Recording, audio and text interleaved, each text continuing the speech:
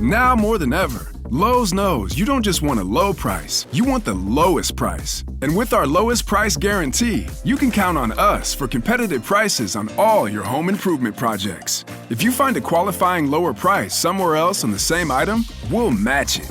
Lowe's, we help, you save. Price match applies to same item. Current price at qualifying retailers. Exclusions and terms apply. Learn how we'll match price at lowes.com/lowest price guarantee. Okay, so work's done and you're craving something spicy and salty. I know. What I do is snack on Blue Diamond wasabi and soy sauce flavored almonds. They're so good, and almonds are a superfood. Don't deny your cravings. Eat them. Blue Diamond almonds. Crave victoriously. Okay, so work's done and you're craving something spicy and salty. I know. What I do is snack on Blue Diamond wasabi and soy sauce flavored almonds. They're so good, and almonds are a superfood. Don't deny your cravings. Eat them. Blue Diamond almonds. Crave victoriously. I don't know how much longer you're gonna be here, so I say my prayers every night. One for my mother, one for my father, and one for the love of my life. So if you decide to leave today, then leave tomorrow at the door, and take only half of yesterday, and forget all hope for the present, 'cause it just went away. We were 5 steps from eternity. We were 4 steps. 4 steps past love and 3 wishes. Say if you know it, you know it. From touching the heavens above. Say, ooh, just.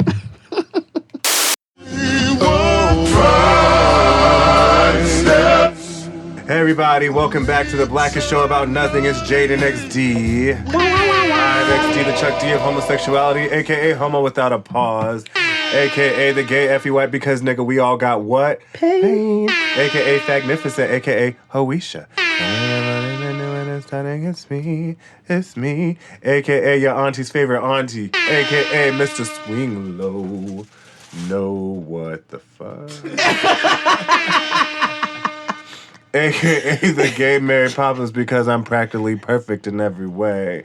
AKA Homo La Flor. AKA Barbara Streisand. People who need people. AKA Mr. 19% because every day should have at least 19% of me. AKA Mr. I'm every woman because every woman is all in me, and if...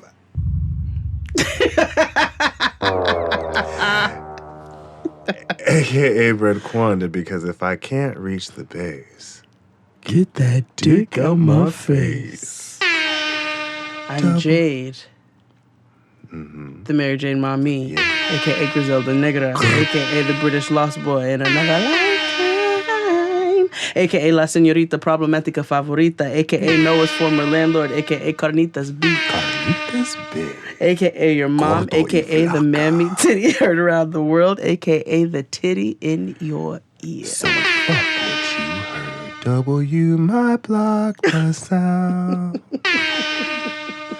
Welcome back to another rousing episode of Jaden XD right here on WZUP. What's up? What's up? How's it going? It's going fine, you know. Brethren? Mouth is dry today. Oh, yeah. I am... I feel like a brandy victim. You are down, friend.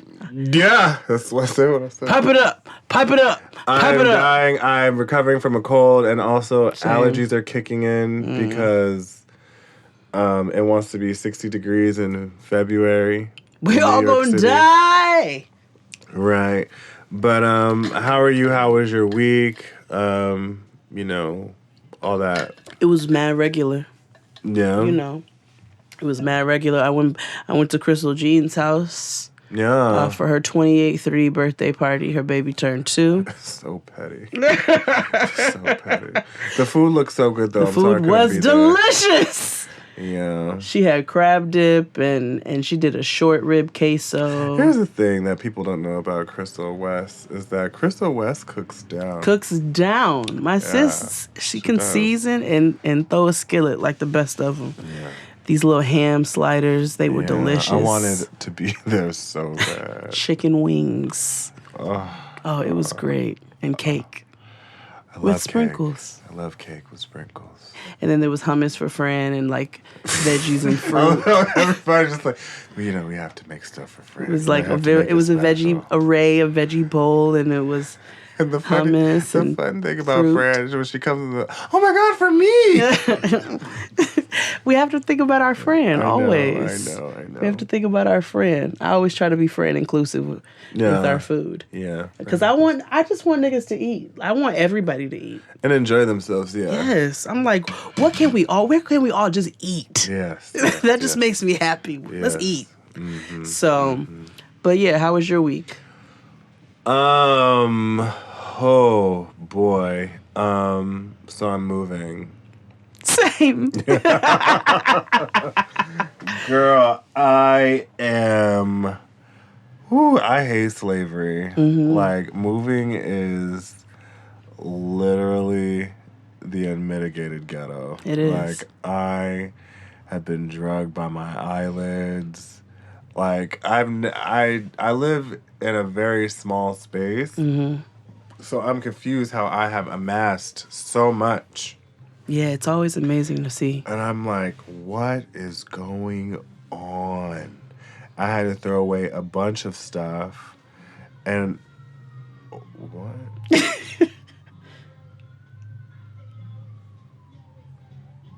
Okay.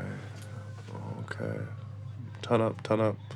But I've had to give away a bunch of stuff, and I still need to give away a bunch of stuff. Threw away a bunch of stuff. Like, you know what's fucked up? It's like, and you know what's a scam? A beautiful scam? Greeting cards.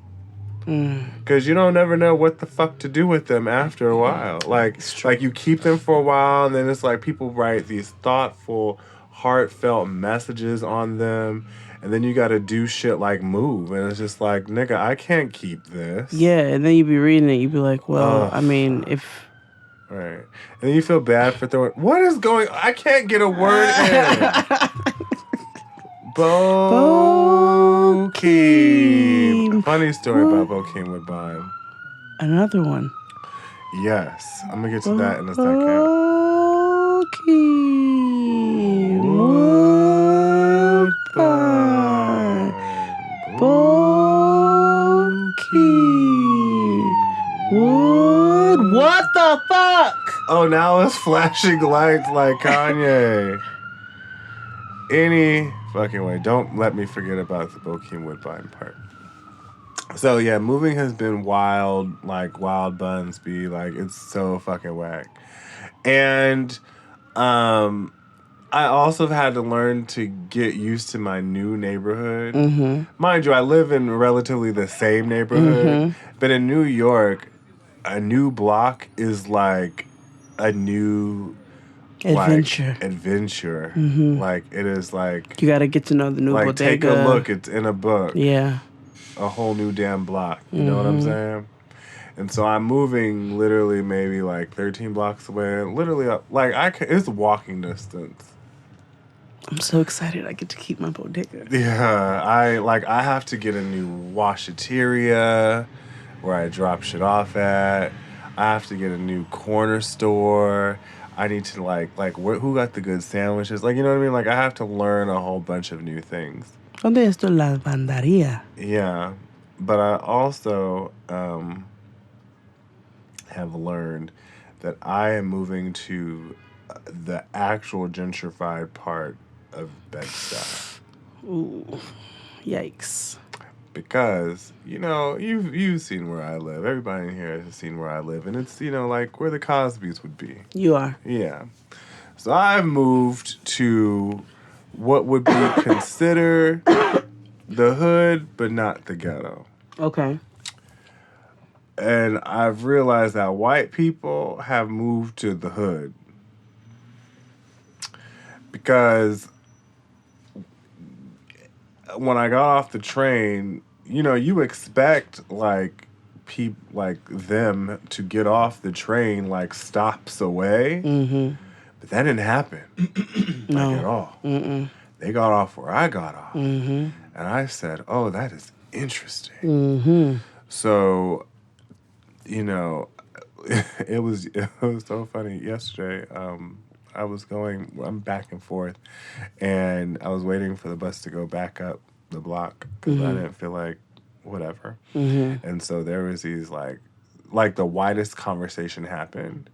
Did you hear this conversation that happened with the dog? So there is this guy who was walking his son, daughter, them. I don't know. I feel like I don't want to put the gender on the child. Okay. Because we're in 2019 and that's not something we should do anymore. Listen, New York City has now allows people to mark X for gender instead of male or whatever. Okay. Progression. Yeah, into it, right? I'm trying to be a better person because Liam Neeson is like nigger hunting. But they were walking and there was this white woman who was in like Lululemon or Fabletics or whatever. And she was walking these two big ass dogs who I assume just didn't like black people. And so I guess the dogs were like a little unruly as like the white guy passes by with his kid. He was like, she was minding. This is also like men in general just don't know how to like shut up and not say anything. Yeah. But she walks past minding her business and he goes and says, oh, hey, I guess they don't like children, huh? Mind you, like the dogs were minding their own business and but they were just rambunctious because they were just like broken out. And she was like, no, they grow. And she was like, they live with 2 kids. They're fine. I was like, that would have never happened. Like, that is like the literally widest conversation and the most like mansplaining one. Like, go away. And I turned to the person I was with and I was like, oh, this is the kind of neighborhood we're in now. Yeah. That's where you at. That's wild. But anyway, off-grid shit, nothing to tweak. The city's still filling up with those who dance off beat. More than 140 characters and all of them weak. They walk by low eye, act like they can't speak. They walk dogs. When I say that, I don't mean they feet. That's cause they scared of their neighbors, them they don't want to meet. But anyway, that's where you at, B. But anywho, I have an announcement. Okay. If you haven't seen, you can go check me out on Hella Opinions from BuzzFeed this week. It comes on every Wednesday, but I was on this past Wednesday because today is Friday. So you go back on Hella Opinions, Hella_opinions on Twitter or on Facebook or any BuzzFeed channel, and you'll be able to find. I talk about Liam Neeson and his nigger hunting. I talk about rap and fantasy, how niggas are like, no, you need to be authentic. And I'm like, no, that's stupid. I talk about 21 Savage and, I get to be me and all that good stuff. So, yeah. La señorita problemática favorita. Yeah. And you may see me around somewhere powered by AT&T in an event hosted by Mouse Jones. Okay. Just check my social media accounts for that information. Do you have any updates? Not right now. Okay. Follow us on all social media platforms. We give you quality content, like today, Noah in a wig. Or on Twitter, where she tells her mother, I know what you're watching. You're watching 60 Days in Lockup. In jail. You're going to watch 60 Days in Jail. Like, what do you know? Right. You know too much, child. So follow us all there. And also, you can listen to us anywhere and everywhere. You can get your podcasts, except for SoundCloud. Y'all should know this by now. Yep. And iHeart.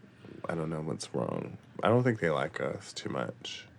They won't put us on. No, at all. Like, I've emailed them, like, I've done what we're supposed to do, and I've got no response. So maybe the network, if you're listening, you can help us out. And I know they are.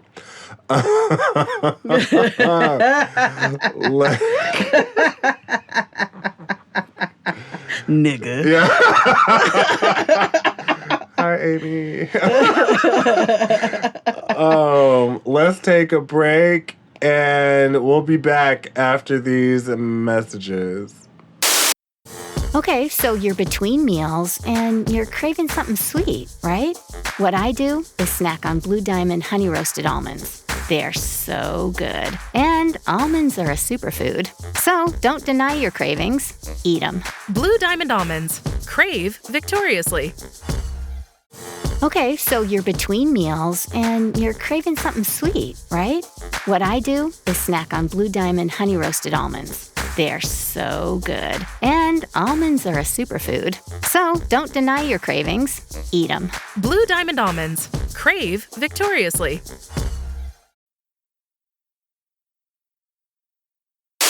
Welcome back, everybody. So, Love After Lockup.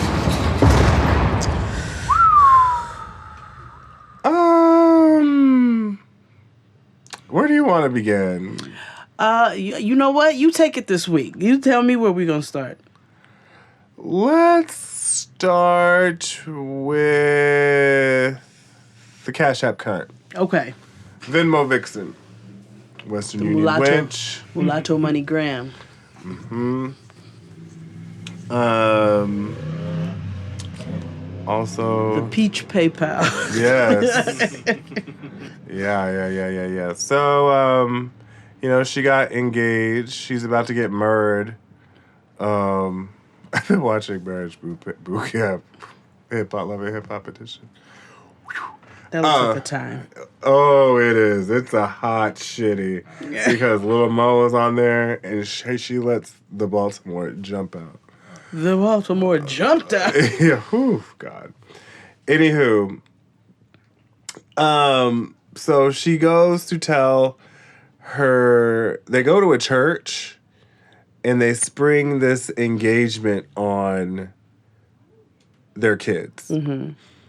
And, fake Bianca Lawson is like, nah, it's too soon. It's too soon. Like, I can't, nah, it's too soon. Fake Bianca Lawson. It's just so late. I just started calling her Dead Eyes. Yeah. That child's eyes. I mean, you see where she comes from. I know. She's just like her mother. That she talks like that, like that little slur and everything because of the drugs. Because I was paying attention to her tongue. Oh, and, yes. Her tongue moves around a lot. It's she's like Scott. Oh yeah, like she got the Bobby Brown mouth. Yeah, and the Whitney. Whitney had it too. And it's gonna be like dun dun da da. But I've also realized. But you know what though? This is how I learned that. She's keeping up an act with Scott. She don't really talk like that. Because when she was whispering, it got real. She was like, they're right over there. Right. We can talk about this when we get to the hotel. She was like, I love him. Like, she's keeping up an act. Mama is committed to this role. She is Meryl Streeping this nigga, okay? Like, she is very well aware, like, Lizzie is not stupid. No, she's not. She is very smart. She's like, listen, I don't have anything. I have nothing, which is valid. Right. She's not wrong. She's not wrong. She's just playing this white man to the, like, and draining him for all he's got. What she doesn't know is that he doesn't have anything else. Nope. Because she has drained everything. But nigga. More Soldier Boy. $800,000! So let me tell you one black ass thing. 800,000. So, you know, I watched it. I went back and watched it by myself and took notes on how she did it. Because I need to scam $800,000. She said, I had a system and it worked. I said, you better produce results. $800,000. Do you know, like... That's a lot of heroin. That's a lot of ramen noodles. That's a lot of sodas. Cause you know it's $2. It's $2 for a soda in prison. I learned that from 60 Days In this week. Did you watch it? We don't talk about it. We don't talk about it. Yeah. Oh. Woo! They done kicked it up a notch. Listen, we will get there. Okay. One show at a time. Okay. Because I was woo. Wow. Because this episode of Love After Lockup, it was a little dry for me, but I was like, oh. A smidge. Yeah. It was a smidge dry, yes. Yeah.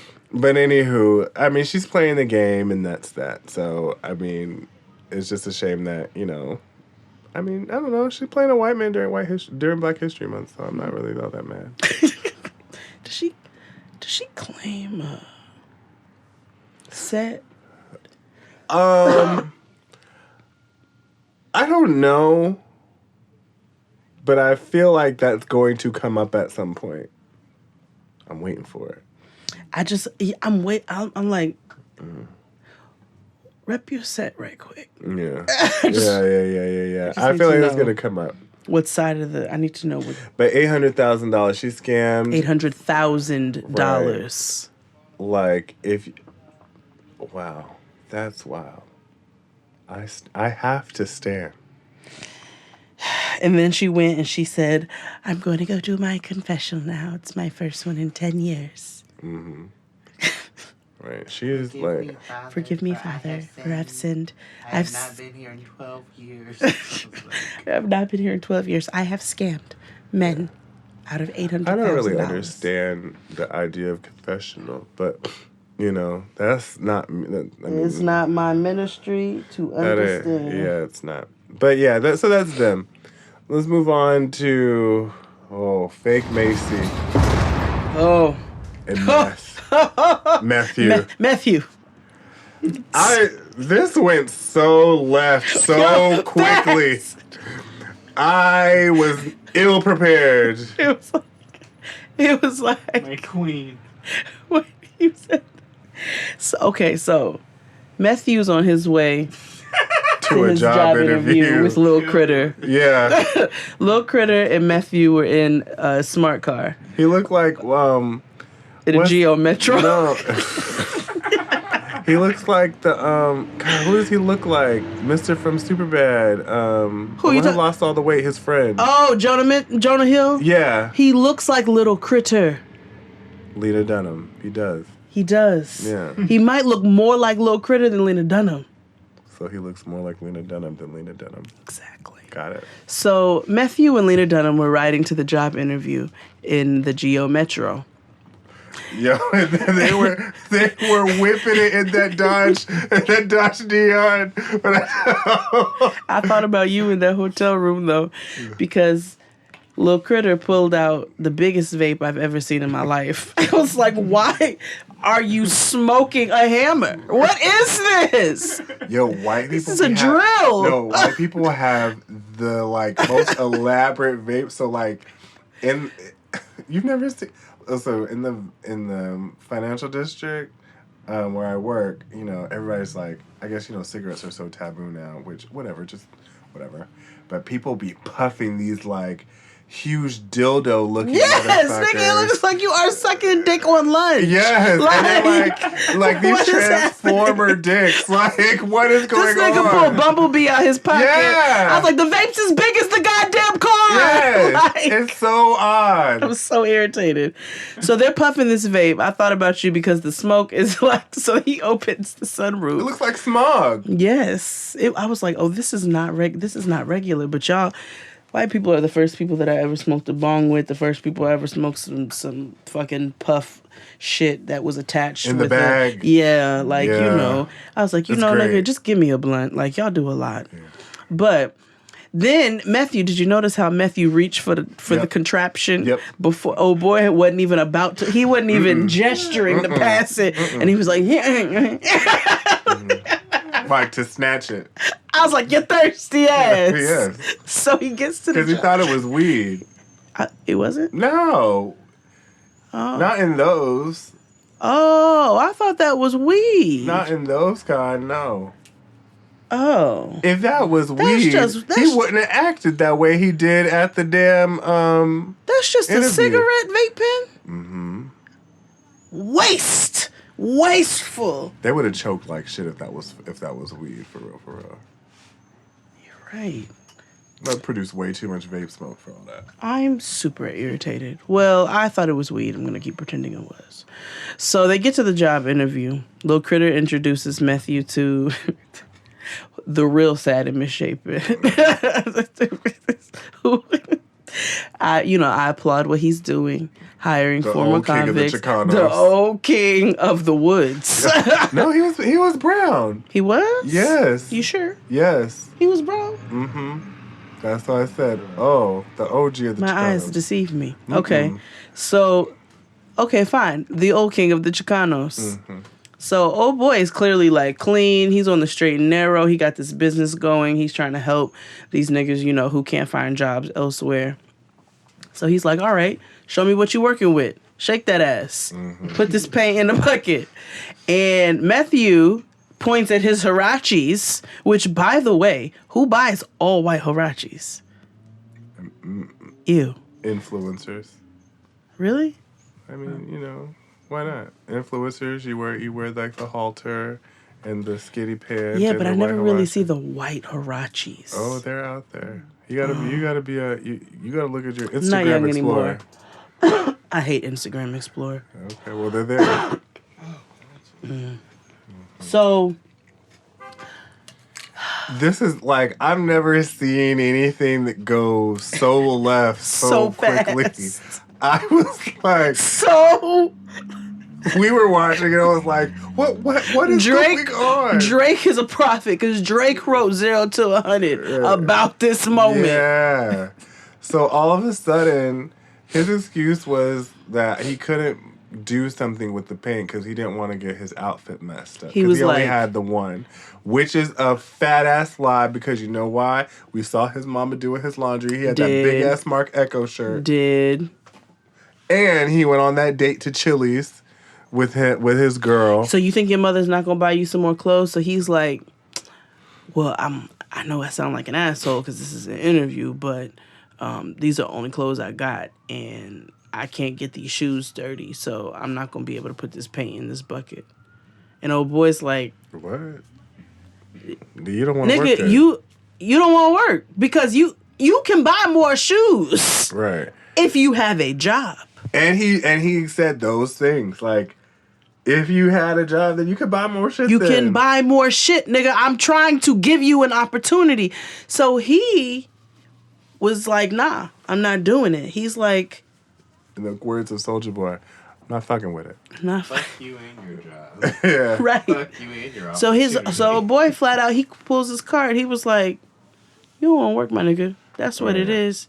You're lazy. You're not driven, and you don't want a job. And that really got under his skin too when he said you're not driven.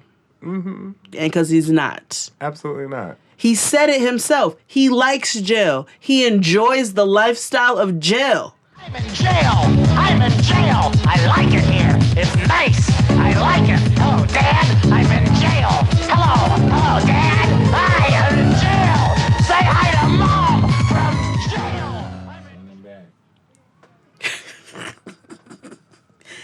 enjoys that shit. Chow, 2-3 times a day.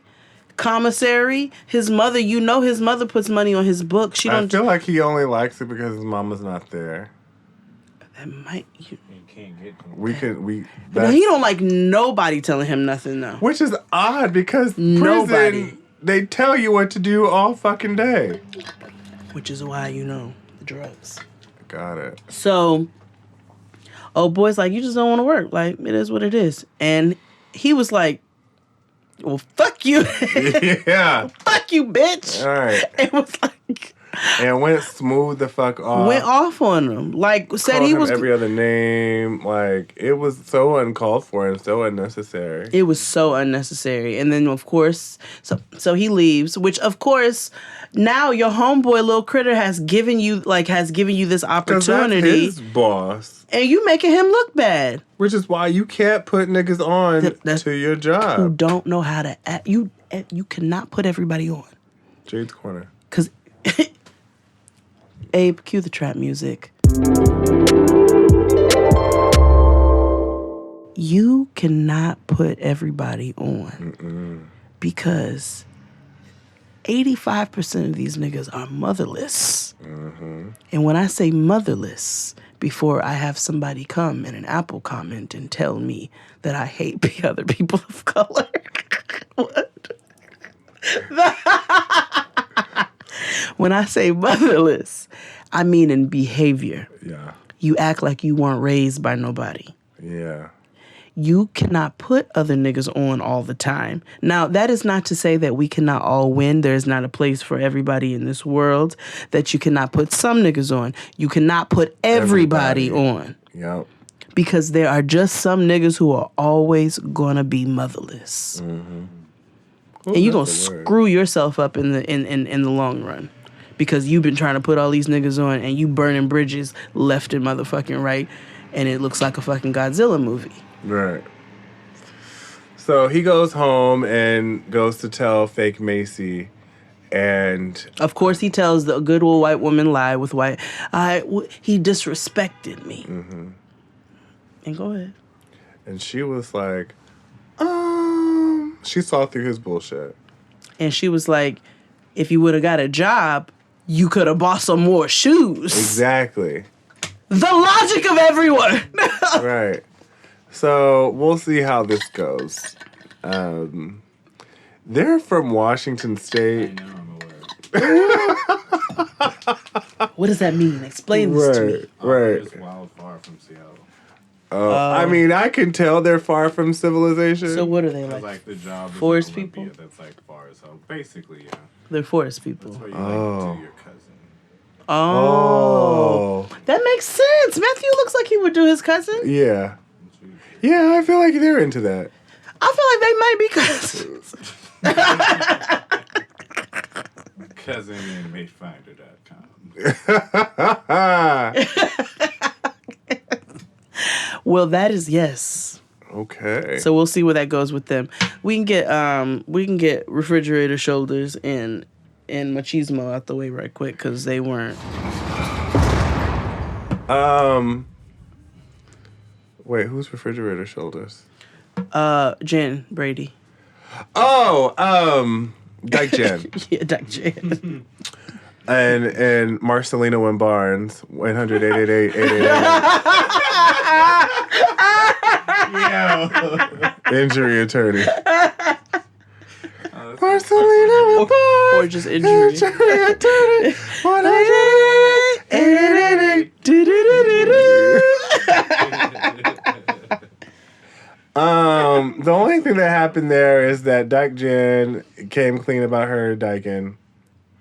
Here's the problem. She went about this the wrong way. Yep. Because everything could have been cool in the gang. Could have. Well, Maybe. it could have went better in her case. And she would have been like, okay, fine. Because now this nigga has every right to be mad. Like, he's justifying in his madness. If she would have told him ahead of time, like, hey, is it okay if I have my homegirl come over? Or, you know, or I'm having my homegirl come over. I ain't seen her in a while. Or just be upfront. And he would have been like pissed, but they could have worked through it. Right. But no, you're sneaking. And that's why he's upset about it. Yep. So he went off on her in the middle of the 100-acre wood and ran off. And she was like, well, don't I get any credit for telling you? No, because you're lying by omission at this point. Like, and he's right. Like, what She's else being have manipulative. you? Right, and what else haven't you told me? You know what I mean? I know he really wanted to ask if he fucked, if they fucked. Yeah, and that's why he then he went off on production. Yeah, You knew about this? You knew about this? Of course, nigga, we knew. We can't tell you. Nah, man. They're not your friends. They are production. They are the invisible. When they tell you to do reality TV, you're supposed to pretend like they not there. That's it. He was like, "You knew about this? You knew, but you knew." Like, the producer is not your friend. He's not. He does not owe you an explanation. No. He is here to get footage. She is actually giving him more. Right. than what he bargained for, what he asked for. But from the previews, it looks like they make it. So They whatever. from the Instagram, yeah. we know they make it, so it's fine. You want to take Skinny Fat Bastard? Or, yeah, let's do Skinny Fat Bastard. My goddess. My goddess, my queen. My queen. So this is the time where we actually find out what truly happened. Woo! So he has a sit down at Tim Hortons. Firehouse subs. Yeah, at Jersey Mike's. Subway. Blimpies with his ex-wife boss. Quiznos. Him and his ex-wife boss. Yeah. Who has, can I speak to your Panera. manager hair? And she's the manager. Talk about Inception. Ooh, her whole look She has is a whole just... T-boss. And you know she gets up and she gets herself together. She said, I'm going to fuck them heads up with this outfit and this hair. I got She's these like, tips do you see frosted. these earrings? I got this hair highlighted, honey. They dangle. Yeah. Anyway, they go have a Ponderosa, and he tells her what happened. So essentially, they kicking it. They get married at Golden Corral. Yes. Mm-hmm. And they go back to the crib. They kicking it, whatever. She takes a hit of crack. And he was like, all right, cool. But we still don't know. Wait a minute. You skipped it. He was laying on her. He was like, I was laying on her lap and she was, smoking crack. Right. And it's like, how do you do that? Because that shit stinks. It stinks. It smells like burning Tupperware. Like if you light Barbies on fire. Yeah, it's wild. My ex-wife's eyes got so wide. Yeah. She was like, what did you see? All her facial expressions. She was like, she did not know what to do. She was just like, oh my God. okay. Mm-hmm. Right. Because she's trying not to judge him. She's trying. You can see it. Because this is his first wife. We don't know what happened to the second wife. We don't know what happened to her. He said that they got married when they were really, really young. Oh, that's right. He did say So that. I guess this is like, okay, fine. So her facial expressions are very, okay. Mm-hmm. All right. So then he says, after, he was laying her lap, she's like, I want some more. And so he started to cry. He's like, I started crying I don't hard. understand why he started crying the way, because he realized he married an addict. Yeah, I think that's what, I think it settled in. It set in that moment that like, oh, this bitch really is a crackhead. Yeah, they agree, see? Yeah. So then he leaves the hotel and goes to walk down in downtown Houston at 4:35 o'clock in the morning, which I don't know why you would do that. Looking for her? No, he Oh, ran that's away. right. She was that's right. He ran away. He wanted to run away. But I'm like, but why would you run away? Like, I get probably because that shit stinks. Right. I mean, it does. It's probably he probably didn't want to. He was like that shit Imagine the smells. incidentals. Yikes. So then he goes back, and he had a something kicked up in his shundo to go ask the valet if old girl took the whip, and he was like, yeah, and he was like, I figured. Thanks. Then he goes back in and realizes that, she didn't screw me that bad because she only took $100 out of the $200 I had. And left the ring. And left the ring. Because things could have been worse, he said. What? And then Go ahead. he says the rental car company wants to charge him for the car $21,000. Which means he didn't purchase the insurance. Right. I wonder if that covers like the car getting stolen. But the thing is, he probably did get the insurance, but he won't report it stolen. Oh, because you're right. Yeah, he don't want anything to happen to her. Because that's right. his Because goddess. that's what he was saying in the voicemail that he was leaving her on his phone. Right. I'm gonna have to call the cops. I'm gonna have to really call don't the want cops, to. goddess. I don't want to. Just come home, my goddess. So his mother and the hole in her face with no lips. Ooh, let me tell you, his mother Wooden. She looks like Grandmother Willow. She literally takes lipstick and like my child. runs it into. Speak, She child. does. Yeah, she looks like Grandmother Willow. Speak, child. Oh, yeah. I forgot the song. I can't laugh. I will die. I'm getting over a cold, guys. Sorry. She don't have no lips, nigga. Like, she had lipstick on. This is sorcery. She has on lipstick and no lips. Mm-hmm. Like a nutcracker. Yes. Mm-hmm. Yeah. But she put her big neeny teeth in and was just like, no, you need to get this annulled, plant. She's like, enough is enough. I tried to be supportive. Right. I can't. Like, she was over it. She's done. She's like, no, the girl has a problem. So then, all of a sudden, your girl, Tracy, I'm that crackhead bitch in Love After Lockup. We call her a crackhead because that's what she identifies herself as. That's on her Twitter page and bio. So therefore, we are not crack shaming. We are respecting her agency and wanting to be called and identified as a crackhead. Those were her words on her Twitter, and that is what we are honoring.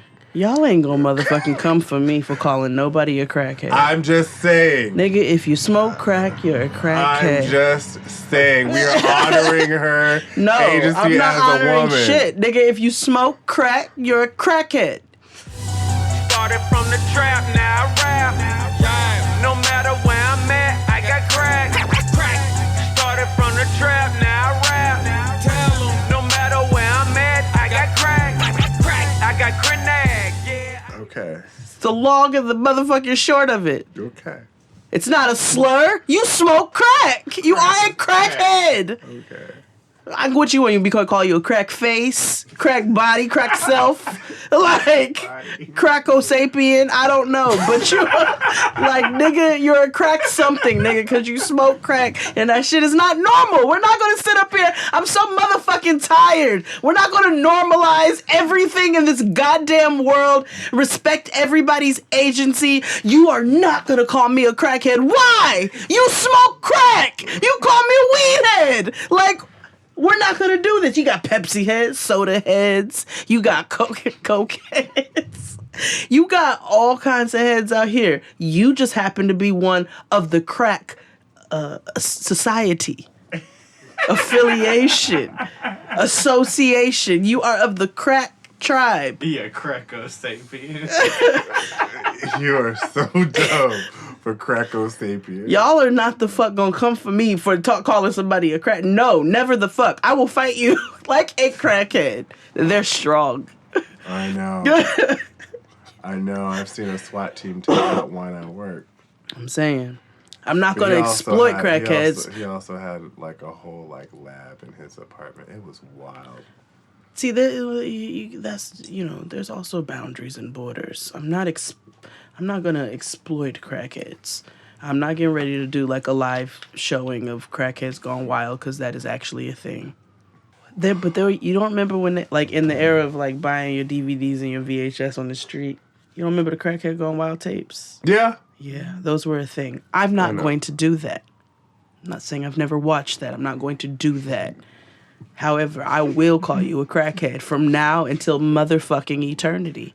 Let's move on. They smoked the crack.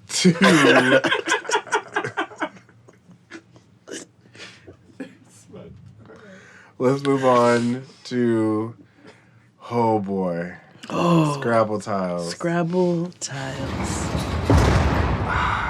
So this nigga didn't change his clothes the whole weekend. Like he was only there a day. Oh, that's right. Well, in a day. Yeah. Because he came in the day, and then they did it. Ew. And then they were feeding each other. Ew. The bacon was super tough. And then they went out.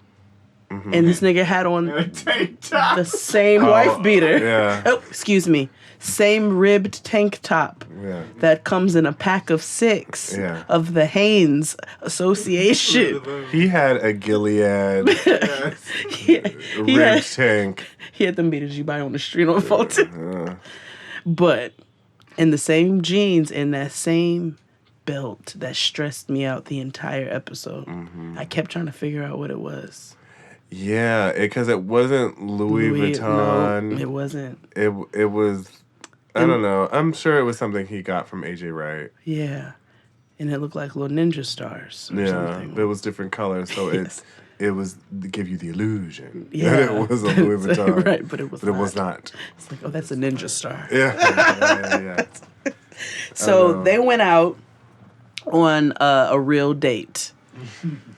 First of all, back it up. Okay.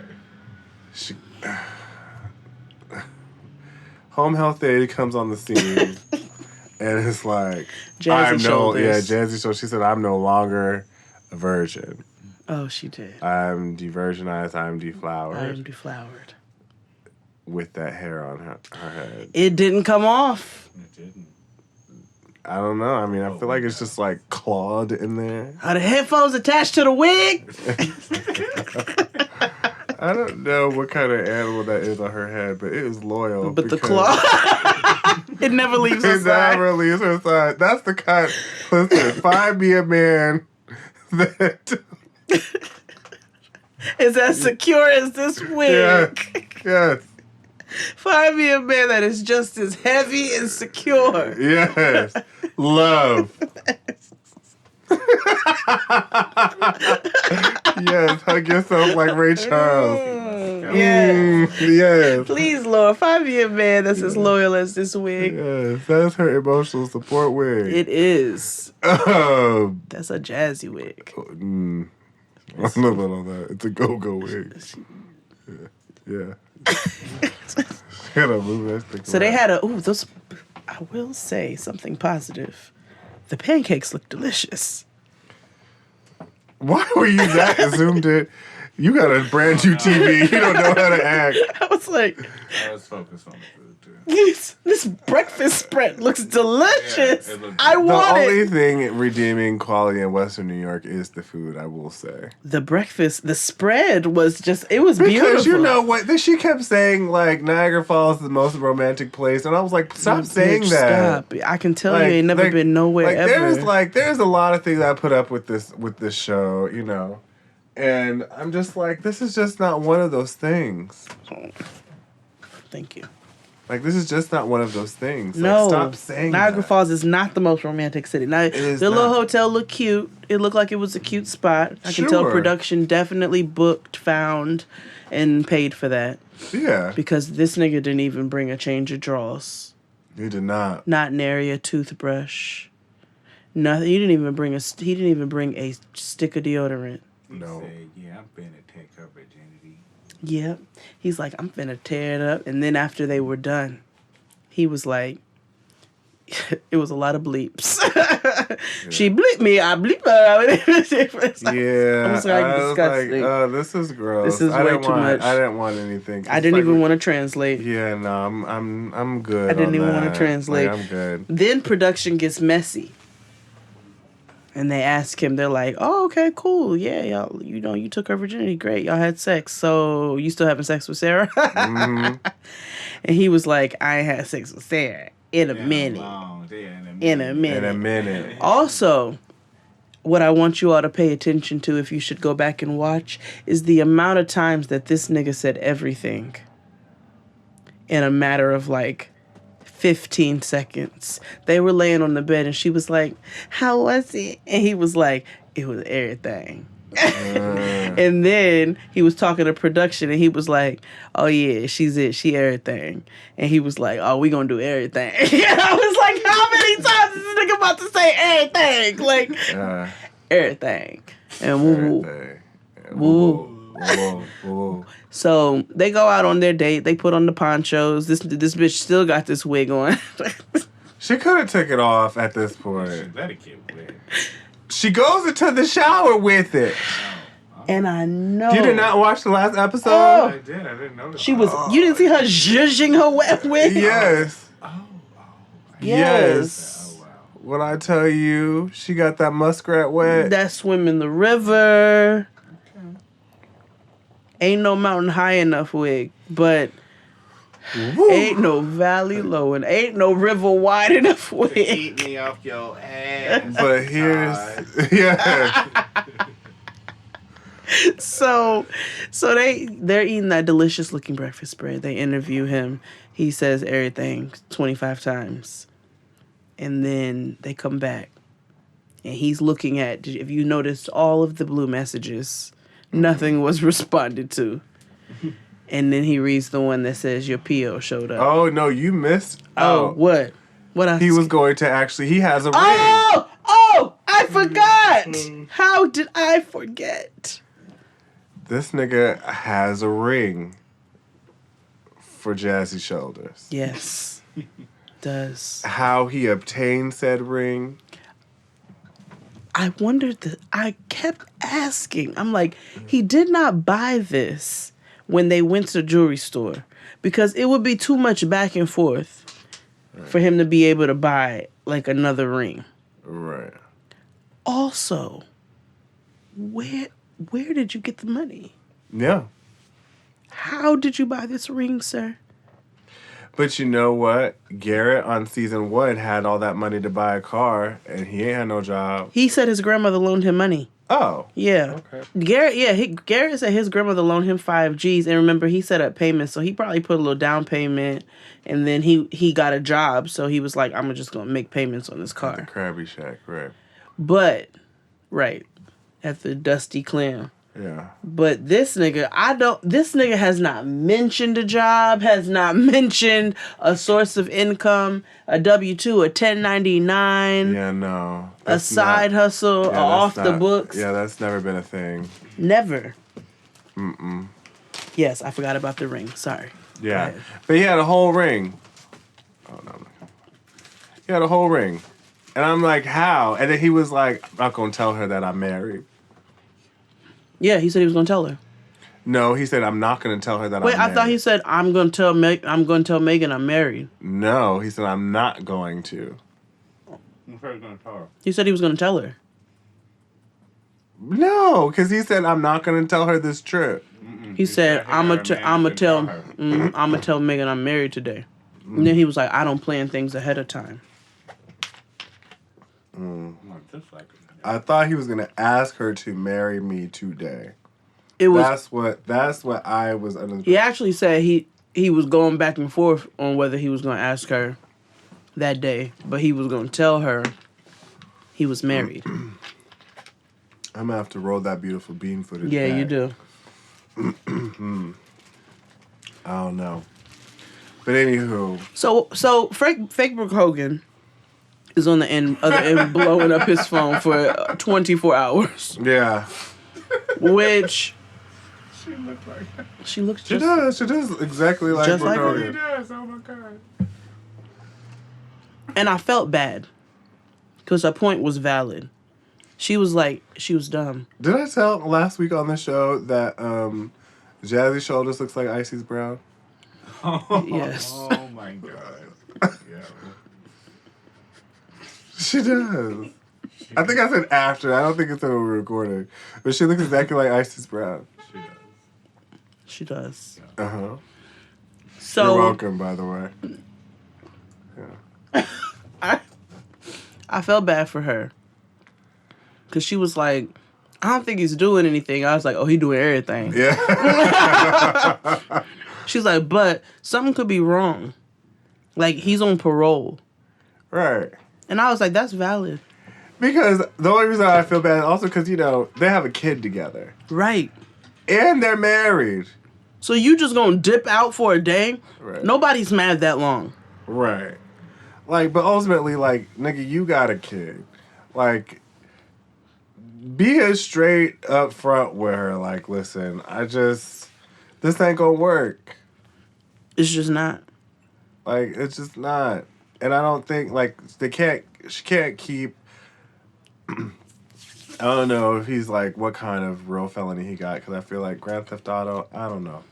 But, like, to keep, you know, the daughter away, like, no, he can always contest that and all that good stuff, like. It's an excuse. He don't really, that nigga is playing both of them. Right. He's just having his cake and eating it too. And for camera's sake, is saying that he loves the black girl. You know, it could have went the other way. Could have. I'd rather go this way. But he's playing both of them. Yeah. He's playing both of them. I'm still trying to figure out where this meetup is about to happen. Yeah, and how it happened. I need to know. And they know. Because this also lets us know that we have been doing, next week will be 10 weeks of this shit that we have done. Because this is episode 9 that we saw. Wow. Damn. I know. Damn. I know. How many episodes is it in a season? I don't know. Can you check how many episodes are in this season? I don't remember. They probably made it longer because it was such a hit last season. So good. And it's even better this season. I know.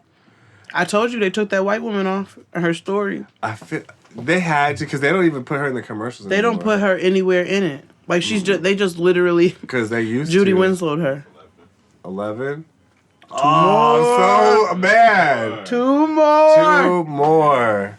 I'm sure y'all are happy that we'll be done with this. Like, y'all keep doing these recaps and don't have a real ass show. Listen, it's riveting television. Y'all are missing the fuck out. Right.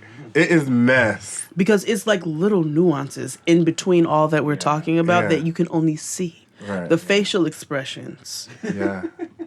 You can envision him, but you need to see that toothless. You need to see that big gaping hole for yourself. You need to see Icy's wig for yourself too. You need to see how this nigga literally snapped it 2.53 milliseconds. That shit was wild. I didn't know. I was like, you got an issue. He had, and then like you could see like the KKK in his eyes. Yeah. Like it just jumped out. It just jumped out. I was like, oh, what is going on? You gotta see. You just have to watch. Do you watch Teen Mom? No. Oh my God. It's so good this season. Do you watch Teen Mom too? Every now and then, Nigga, Janelle is in a domestic violence dispute. I didn't know that. Yes, Janelle, her husband slammed her and broke her collarbone. Is that Teen the Mom one? 2 is what? With Barb, yeah. Mm-hmm. Husband slammed her. What? Thought her collarbone was broken. Had a 911 call because the production wasn't there. Damn. Listen, TV. I know people will be like, reality TV is trash, but there's too many scripted shits on TV. Go watch this reality shit because this is riveting. I was like, am I gonna have to march for Janelle? You might have to. Shit. But let's take a break and come back and talk about something else we watched because oh my God. More after the break.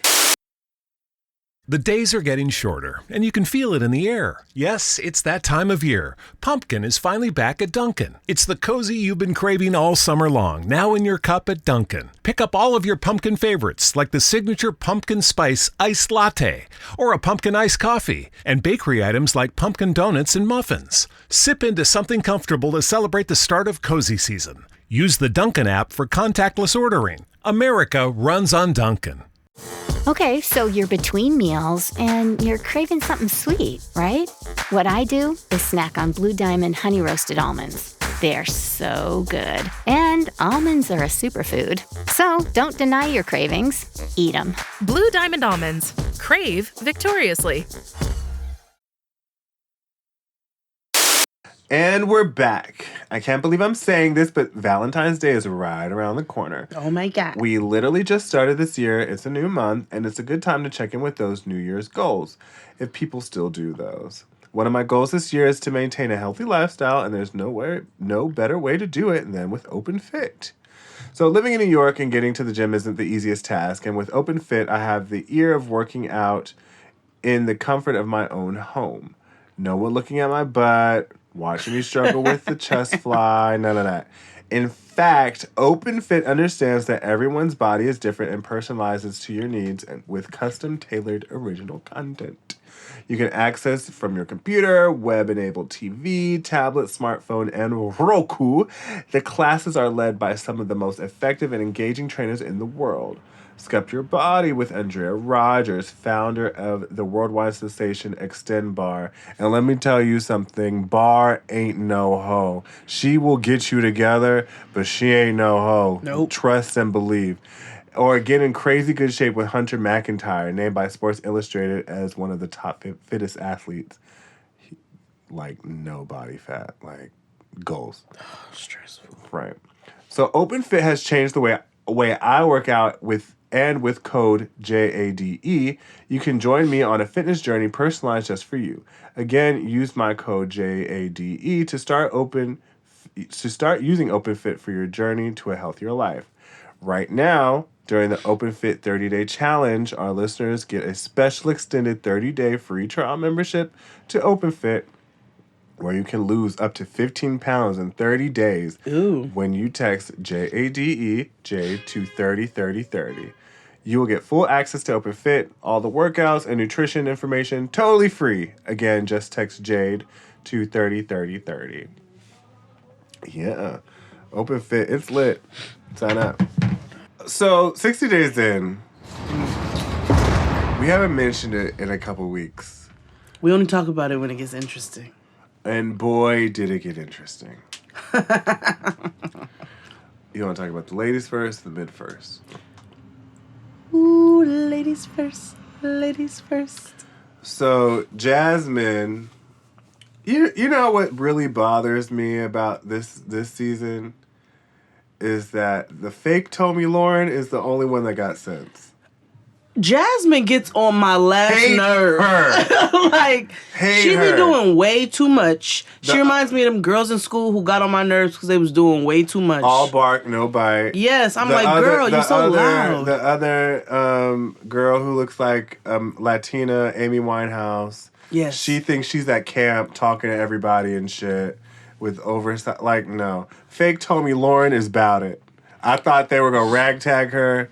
But fake Tommy is about it. Not even gonna lie. But in jail. She did get her, she got her little white woman privilege checked. She did. Because that bitch got her shampoo stolen. Did. She went somewhere and old girl shuffled right on over to her cell. Mm-hmm. Walked right in. She sauntered. Found that shit sauntered. Sauntered back across. Mm-hmm. Went up the stairs. And put it away. Mm-hmm. So a girl comes back, looks through her stuff. Somebody stole my shampoo. So she goes to the guards. Somebody stole my shampoo. And they laughed in her face. She said, well, they were like, what you want me to do about it? She said, there's cameras in here. Roll the footage back. And then we can see who stole my shampoo. They ha-ha'd in her face. They cackled macackled in her grill. Hyena on that bitch. Right. And so This all started because Jasmine, annoying girl, said somebody stole the pin from her card and Right. stole minutes off her phone. Which was probably the same girl. Oh, absolutely. Yeah. Because she called her a nigga. It was weird how she said it. That sounds like the black girls in Arizona is VV weird. But anywho, what is going on? I don't know. It's warm outside. Niggas don't know how to act. That's very true. Because if you ever follow the New York's NY Scanner on Twitter, and when it gets warm in New York City, follow NY Scanner on Twitter and watch the influx of crime Just go up. all the way up. Just go up. Anywho, Jasmine talking about she gonna fight everybody in the pod, and everybody's just looking at her like, bitch, Girl, what? Like, no one's taking her seriously. No. At all. So they all the girls get together, and they're so stupid for all banding together and like being friends and shit in the pod. Like, that's stupid. Fake Tommy Lauren is one, like, I don't talk to these bitches. Like, she'll talk to them when she I was like, why do they all flock to each other? This shit don't. You all ain't even trying. Right. Again, fake Tommy Lauren about it. She's So like, I'ma win. But they all get this idea to write grievances about the COs. Yep. And they start, since they had like a whole like influx of grievances, the COs were like, so what happened? What's happening? And one of the black COs, she was like, oh, okay, I see you, trying to save her job and shit. So I guess they realized that, oh, maybe we on camera too. Right. Like, they gonna see that y'all ain't doing shit. So she got her shampoo stolen. Old girl got her digits stolen, and they still don't know. They know who did it, but right. Ain't nothing really going on in this season with the women's pod. No, they're getting ready to put them on lockdown now. Yeah, but whatever. But the men. Ah! Ooh. We can start with Nigga Cop. He is so corny. He is so. First of all, he has George Costanza hair. He is thinning pondy top. He comes in there first. The way he's also irritating. So he allegedly is like second in command, and it's like he's taking this shit seriously. Yeah, you can see him becoming institutionalized. Yes, like he really feels like he's got some sort of power in there. And he's saying, but then he'll remember every now and again, because he'll be like, I can't do this because I'm a police officer of the law. Which, when you first came talking about you were a cop, you were like, I'm a Kevin cop, so cops couldn't fuck with me. Right. But now you're like, I'm an officer of the law, and I can't condone fighting. But you second in command, nigga. Exactly. So how is this getting ready to play out? Because if shit really pops off like it's about to, then you really gonna have to be second in command, and what you gonna do about it? So what I've learned... What he said, what stick me? What you gonna do, nigga? What you gonna do? So what I've learned about, like... So what I've learned about, like, prison and jail is the fact that all these fights become very violent over something really minuscule and petty. Yes. Like, really minuscule. Like, yes. Like, stolen soda. Stolen soda. Which, okay, so, let's talk about the stolen soda.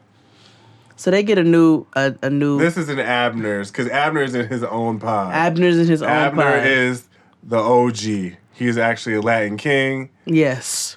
But now he's... Chicano, because he has to be. And he's low-key the leader of the Chicanos now. And even though he keeps saying it, he actually, like...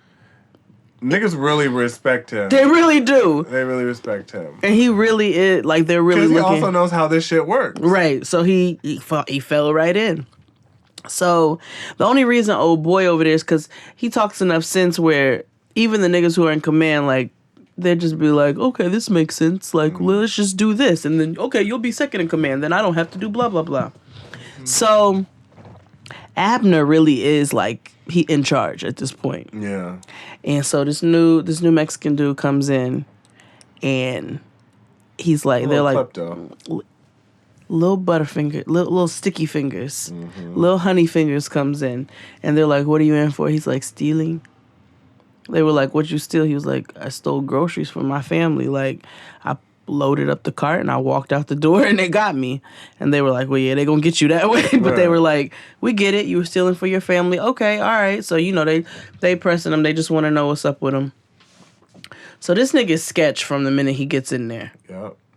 And as soon as these niggas disappear, he walks right into somebody's bunk, opens their little drawer, their shit, and takes soda out and just starts drinking. The leader of the blacks in that pod. Is he the leader of the blacks? Yeah. Okay. Remember, there's 2 different pods, so like. Oh, that's right. Right. So I didn't realize he was the leader all by in there. himself. Okay. In that pod. Right. In H100. So he goes. Sticky Fingers goes to leaders of the blacks and steals his soda. Yes. And drinks it right there. On site. And I feel like he sat on his bed too. Yes, and there was somebody else in there taking a nap. Yeah. He didn't even like look to see what he just took the soda and started drinking it. Mm-hmm. So then I think did he throw the bottle, or did he take the bottle out to the common area or whatever of the pod? He took it to the common area. So old boy comes back, immediately looks at his shit, and he's like, "Somebody stole one of my sodas. I counted this shit because last week somebody stole one of my sodas." Mm-hmm. And so he's like, it was your boy. Your boy did it. Like, he had the soda bottle out there. And so you can see Abner trying to defuse the situation. Mm-hmm. OG's trying to defuse it. And then they press him. He's like, if this nigga stole, then this is going to cause a big thing if I don't handle this. Right. So they press him, and they keep pressing him, and they keep pressing him, and they keep pressing him. And this nigga keeps lying. No. I was like, you better deny King. And every time, I was getting pissed off. I was like, you're a coward. Yeah. You are a coward. Yeah. So he finally is like, fine, nigga, yes, I stole the shit. Damn, I drank it down, and it was good. Right. And I was with Abner. I was like, I can't fuck with a thief. Yeah, no. Thieves are dirty. But at this point, like, they paid the debt back for him, but are they rolling him out? Yeah, he got rolled out. Oh, okay. Because I was like, you can't stay in here after I have to pay your debt. Like, no, nigga, you have a problem. Right. So you can leave. I don't even know if he was really stealing for his family at this point. Oh, I don't think he was. I think he was totally making up a story. Yes. And that's it. Oh, and then the white boy. But back to the other pod where they're about to start a race war. Yes, that's exactly what's about to happen. The whites or the woods in the next episode, and the blacks and the Chicanos are about to rise up. It's about to look like Infinity Wars. Fuck what you heard for that bird, I'm a dirty nigga. Late the rest by the one you thought were working with you. War ready, the gang just wanna take my life. War ready, pussy boy, we all could die. Yeah, Yeah. Yes. But anywho, 60 Days in on 8. Yeah, it's good. Oh, and we talked about them kicking out the white man. No, but who cares? I thought that was funny. Oh, yes. Because he got put in his place. He did. So, Jade made me watch a horrible documentary last week. I'm tuned in. Oh, you watched it? Oh, fuck yeah. It's called, and I told everybody on Twitter that you had to watch it as homework. We said it's trigger warning. Watch it at the apartment. Yeah. To watch it. Y'all niggas don't listen to me. Because I couldn't have watched it with y'all. I had, for whatever reason, I watched it at work. Okay. I had to do it in daylight in front of people. Oh, you're like, I don't want them demons in my house. Absolutely not. So abducted in plain sight. Abducted in hell no. White people are crazy. White people are crazy. A thread. Mr. Berchtold had such an effervescent, wonderful personality. We became very good friends. He was so engaged with the kids, too. I mean, he really was fun. And he could give me a great feeling about myself. I was attracted to him. All right, so I don't even know where to begin. It begins with this man, well, right? First of all, if you have not watched it, go on Netflix. Pause this episode. Go on Netflix. Watch it, and then come back. Yeah. Oh. Yeah. Go ahead, because I don't even know where to begin. So there's this white man named B.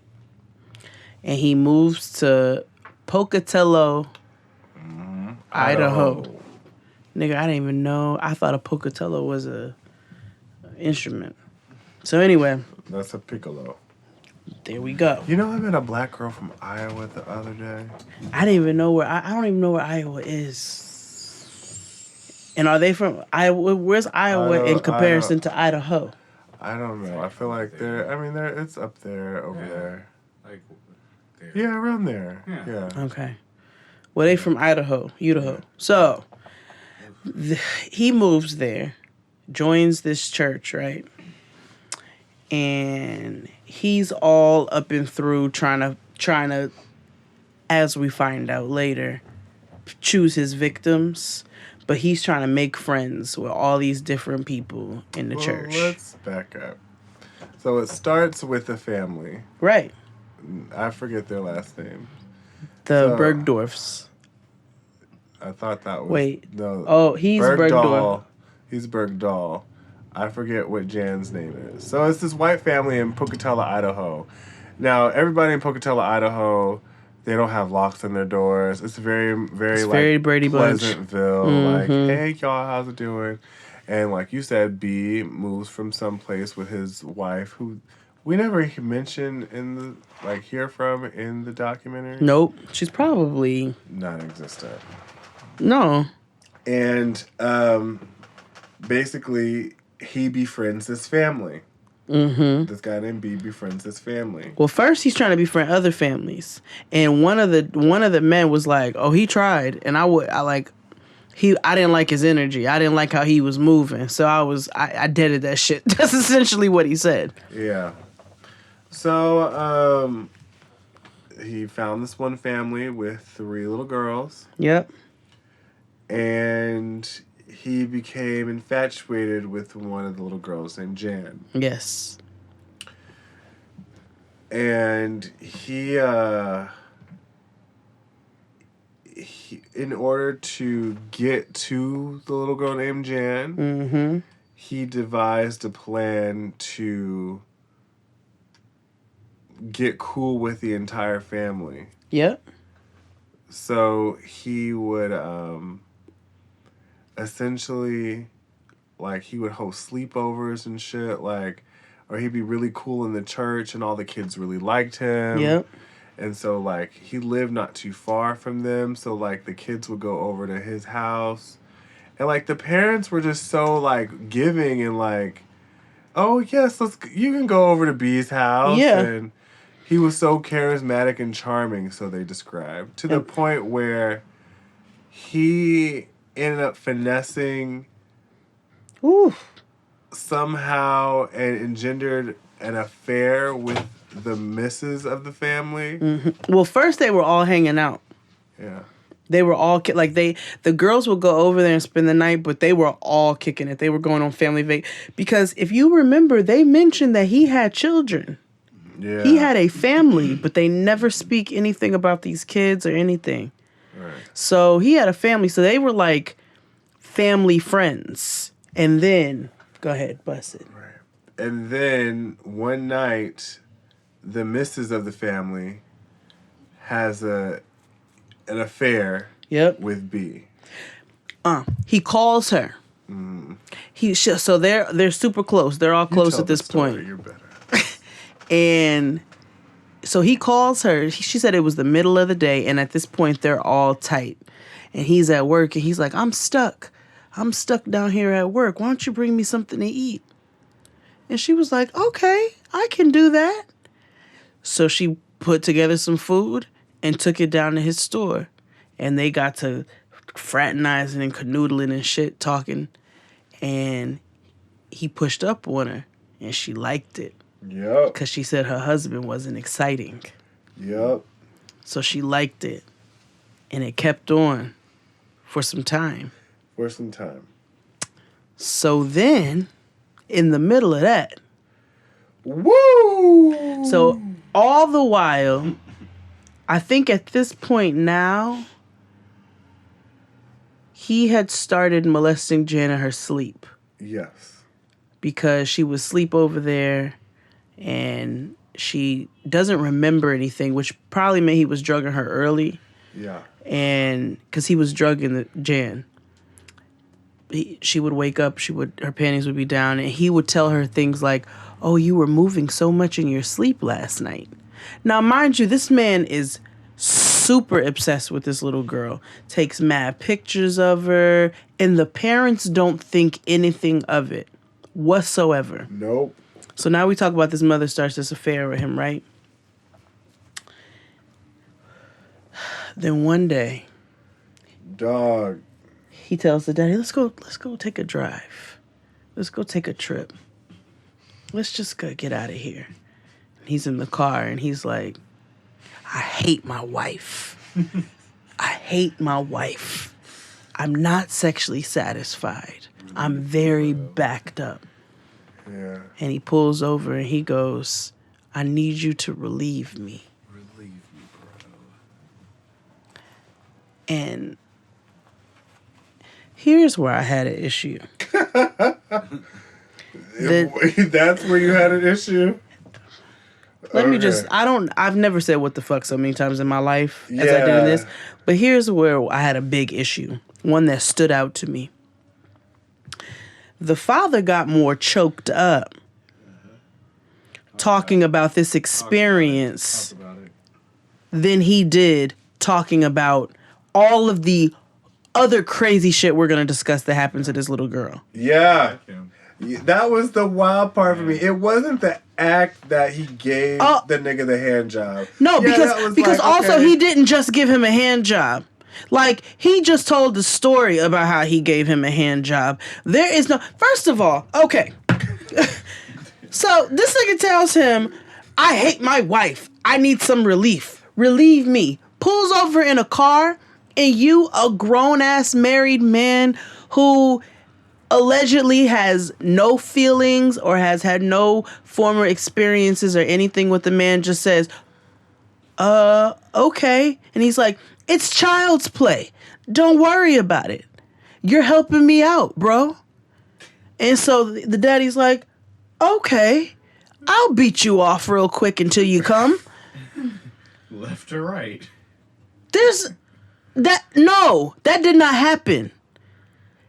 Yeah. They was fucking for more than that time. More happened than this nigga whipping his dick out and the daddy giving him a hand job in the car. Yeah. More happened. That's what I took from it too.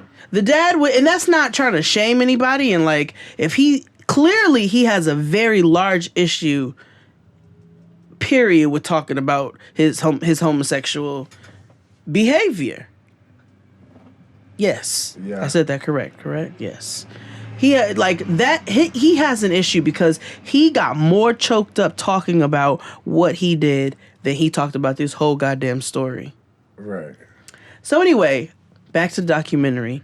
The daddy says he whipped it out, he beat him off. And he was crying about it. And he was crying and he was boohooing on the camera because he felt so ashamed of what he had done. It's the worst thing he's ever done in his life. The worst thing you've ever done in your life, sir, is definitely not this. Right. It could be, I don't know, failing your daughter altogether. Not calling the police after 5 days after she's been missing. Don't jump. Okay. So, I know. So the daddy beats him off. He's carrying on an affair with the mama. I just want to say, every 3 minutes of this documentary, there's something new and something more exponentially fucked up than the last 3 minutes I just fucking watched. Yeah. Mm-hmm.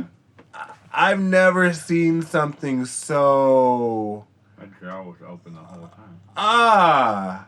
Nigga. Like, what is going on? Y'all niggas should be in jail. Period. So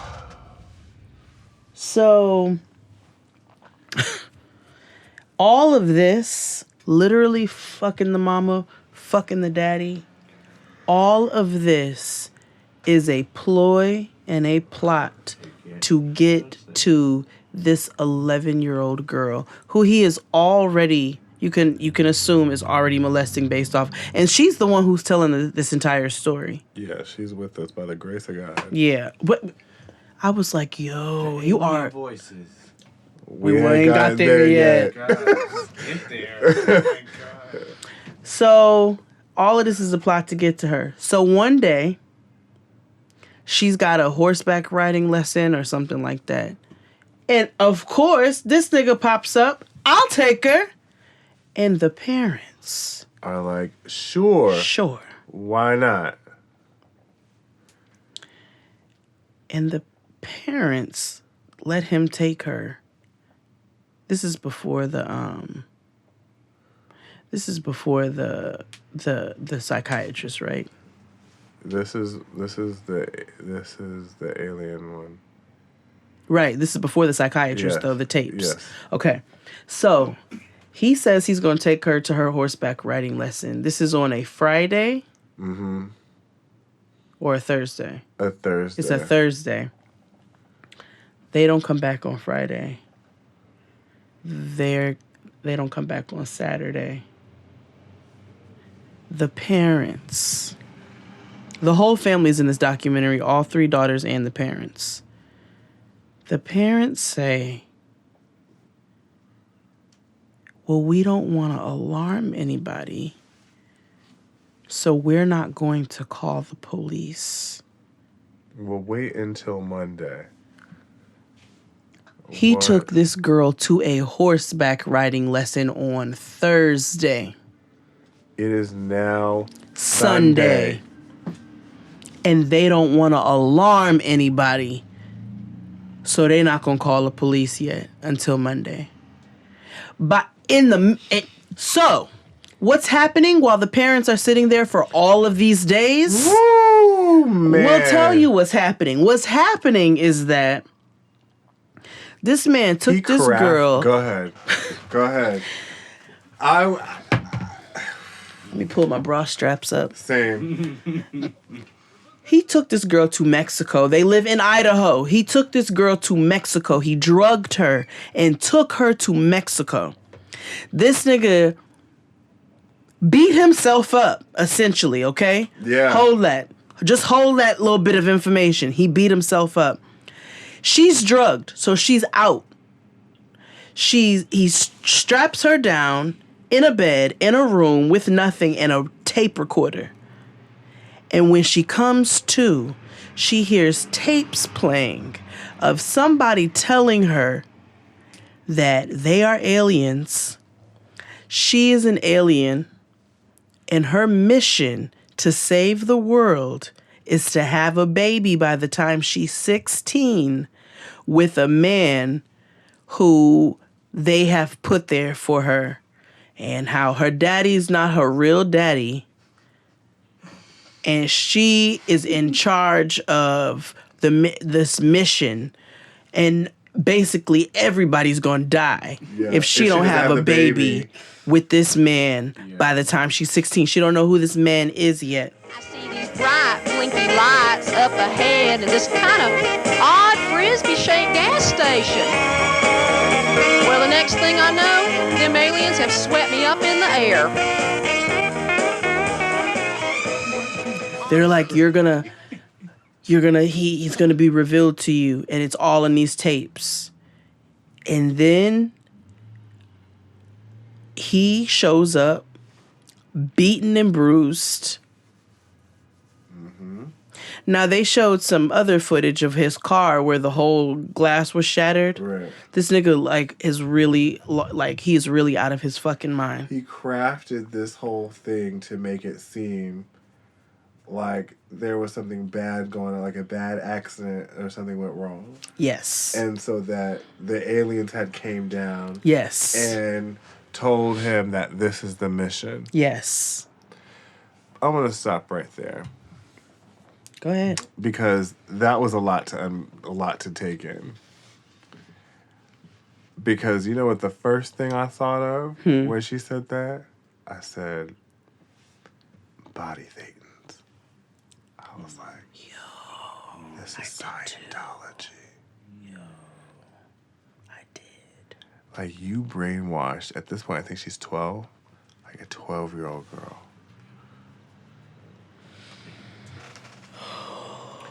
Anywho.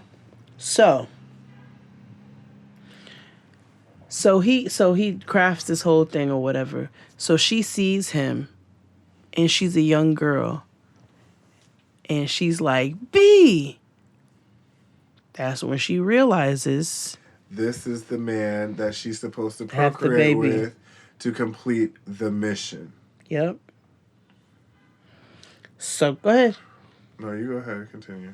So she's supposed to complete the mission with him, right? So now her head is all the way fucked up.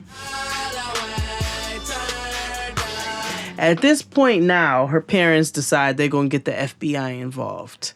So they trace a phone call and realize that they're in Mexico. And then the Mexican federales busted in and arrested them. Both of them. Yes. Which is wild. They didn't like take the girl and put her somewhere. They just put them both in jail. Yeah. And then they eventually got Jan. Her name is Jan, right? Yeah. Jan back. Yes. Yes, they got Jan back. And they realized that she's married. They got married. In Mexico. They got married in Mexico, right.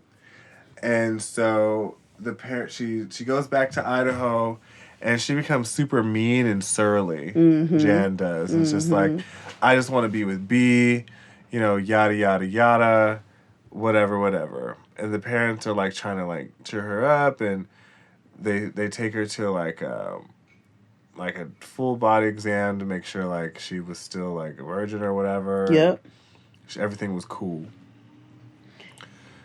So then, I think this is around the time where like the mother has an affair with B again. Yes, again. Oh, pause. So they charge B with all these things, with like kidnapping and yada yada yada, but he walks away. Why? Because the parents signed an affidavit saying that they gave him permission to take her someplace. Because they did not, because he threatened them and said, and the wife is the one who brought them the affidavit. Mm-hmm. And he said to them, if you don't sign this affidavit, then I will expose everything. Mm-hmm. The affair with the mother. Yeah. Or with the father. I think it just was like everything. So these motherfuckers sign it. They sign it. Right. And the FBI agent's like, you threw away your whole fucking case right then and there. Pissed. Anywho, time goes past, and like B is still in contact with Jan. Yes. B also has an extended affair with the wife again. For like 8 months. Almost a year. So you have an affair with the nigga who kidnapped your daughter and you had to call the FBI on? Right. Oh, and then, because they were so upset that Jan wasn't the same girl that she used to be, they gave in and sent her to be with B. You take it away. So, the mother has another affair with him. Then she feels bad and she ends it. The daddy found out about it. The daddy said he was going to leave her he presented her with she was subpoenaed or whatever, like presented her with the divorce papers. She had to leave the house. She was not allowed to be in the house. She's not allowed to be in the house. So then she like fights and is like, "Oh, I'm fighting for my family. Like, I can't do this. B, I will not talk to you." Like, she's like, I'm going to... And so the husband... Because both of them are naive and nobody has a backbone. And, like, nobody. So they're like... He's like, okay, fine. We'll be together. So you went and had an affair with the man who also fucked your husband, who kidnapped your daughter, who kidnapped your daughter. And you have another affair with him for almost a year. Like, you had to... Y'all went through legal troubles and you go back and fuck him. I was floored. Floored, nigga. I was like, I do not comprehend any of this. So then, he moves... To Wyoming. And Jan wants to go to some camp or something there. Theme park that he bought in Jackson Hole, Wyoming. And so the mother and the father are like, absolutely not. You cannot go. Well, I guess she got so impossible to them that they are like, the mother secretly puts her on a plane and sends her. Mm-hmm. Nigga. I just don't understand. I don't have words. You put this 15-year-old girl, or was she 13? At the time? 13. 13. Put her on a plane. So then B's brother shows up in the documentary. Which, his first words were like, yeah, that nigga's a pedophile. He's a pedophile. Yeah. He was messing with our sister. Mm-hmm. But he's so matter of fact with it. And like he knew but did nothing about it. Did nothing. Complicit. Mm-hmm. So then the brother shows up and starts talking about how he visited B, or B was working for him or whatever, or something like that in Wyoming. Mm-hmm. And how he was like, yeah, they were like together. They were like happy. Why the fuck? So you send your daughter to this man to basically live in a relationship with this man, and she is 13 years old. After he has already kidnapped her. Exactly.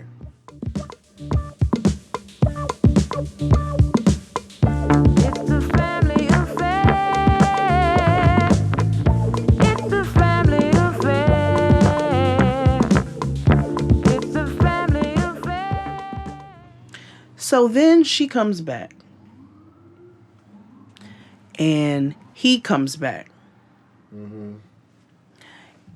And this is when the craziness gets wild. Exactly.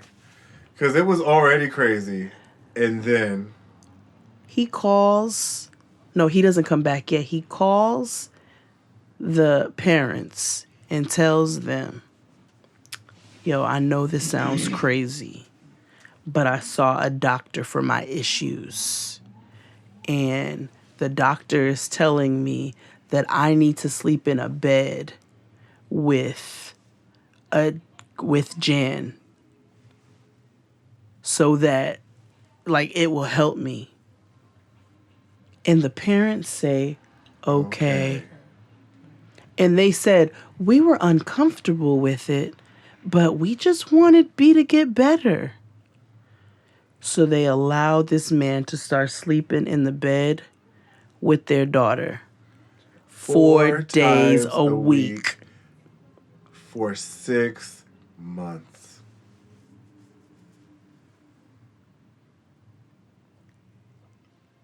Yeah. I could not even believe what I was seeing. So then... Right. Oh, I thought the Jackson Hole might have been after that. No? Yeah, I feel like this... Yeah. The Jackson... Yeah. So then the Jackson Hole, the whole thing with her going in the summertime was after that.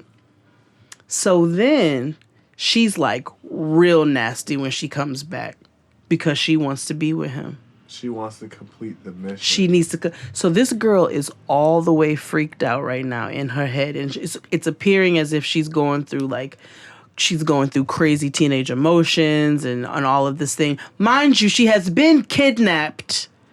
She is in a relationship with a 40-something-year-old man who she looked at as a father figure. Oh, Jesus. So then he kidnaps her again. Yep. She's in on it. And he, like, they finagle it where she leaves and climbs out her window or whatever in the middle of the night. And they go, and he takes her to a boarding school in California and enrolls her and sets the whole scene up by telling the teachers that he is a CIA agent and that he has been kicked out of, or he's got people following him from, I don't remember. I forget which country. And that these bad people are after him and his family. Russia or Germany? No, it wasn't. No, it was, I want to say it was like a South American country, but I can't remember. And that they are after him. And so they need to, like, whoever comes asking about her are the people who are looking for him to kill him and his family. So make sure you don't give them access. So at that point, the parents, so the girl is gone for like 3 months. Mm-hmm. And so she starts calling her parents, and the FBI is monitoring all these phone calls. And this girl is in boarding school. And in all this time, this man is posing as her father at the school. He's going to visit her on the weekends. He's still having sex with her. And she is still so messed up in her head because she thinks that she needs to complete this mission because everybody's going to die. Mm-hmm. So finally, they go get her from California. Yeah. And she's having wild, like, she's getting wild at this point because she is freaked out that everybody's going to die and all this shit is on her head. Mm-hmm. Go ahead.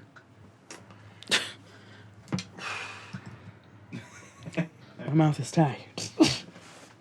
So then... Yo. Is this one the part where they finally get him and arrest him? Yes. Yeah. Yes. Yeah, they finally... Yeah, because this is when they finally get him and they finally arrest him and they prosecute him. But he walks off. Yep. Nothing happens to him. Nope. At all. Nope. He said he went to a psychiatrist. He knows what's wrong with him, and he's did everything to correct it. They sent him to a mental institution, and he was out in like a couple months. Yeah. So they spend years of helping her like deprogram and everything. Yep.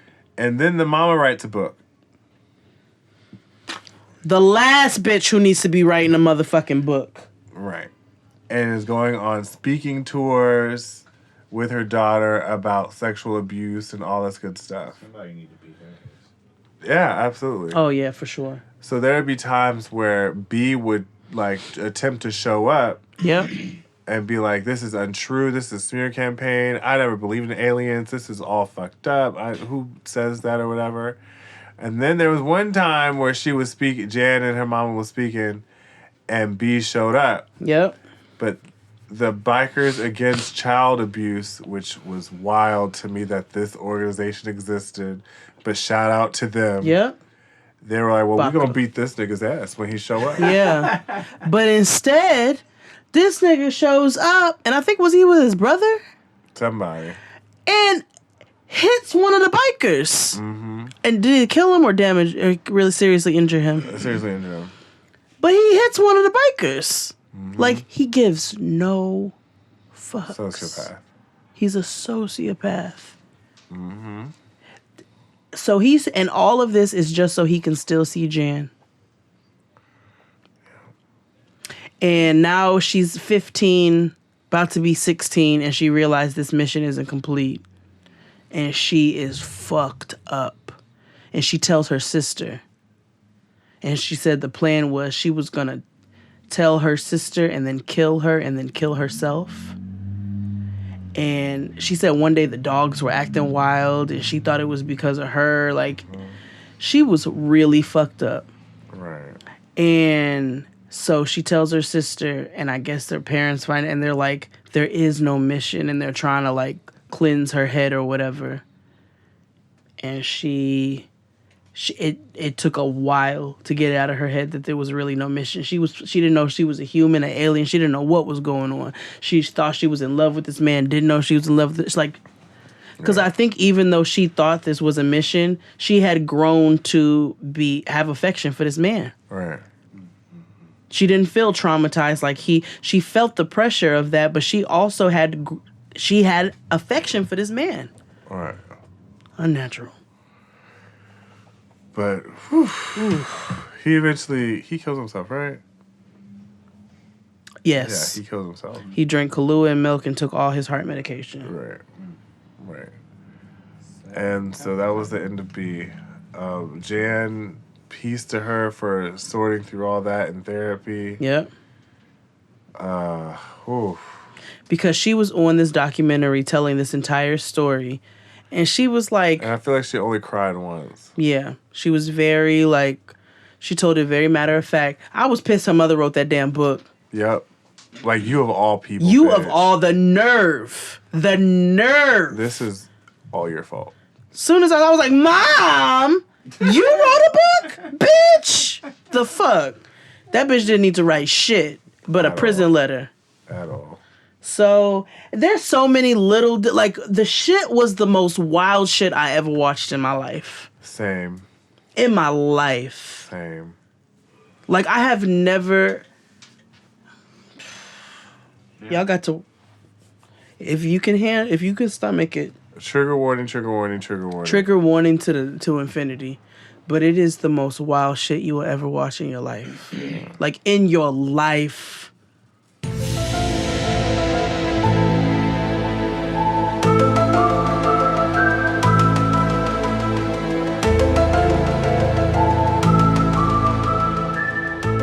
And he cowardly took his own life. Of course he did. This nigga never suffered a real implication for his bullshit. Never. Whew. May you anyway. Rest in peace. Well, it's been a very long episode. We are not going to have a Nigga Peace Theater this week. No. But we will resume with a very delicious chapter or two next week. Mm-hmm. And we appreciate you all for listening and sticking this shit out. Nobody ate any candy, so everybody can just settle on down.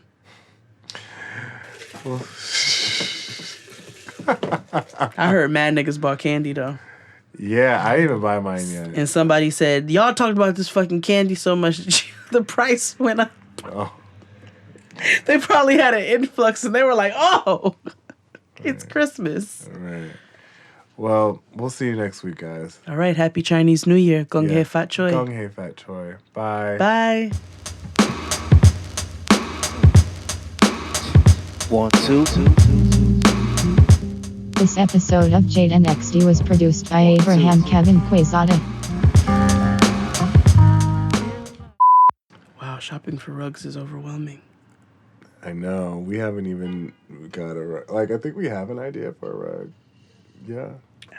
I think. We have a general idea. We know it's going to be gray. Like, that's it. Well, that narrows it down. Yeah. But, I mean, I don't know. Anyway.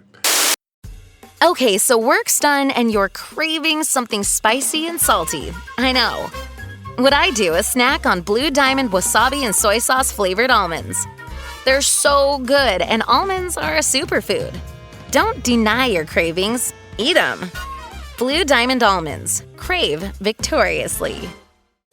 Okay, so you're between meals and you're craving something sweet, right?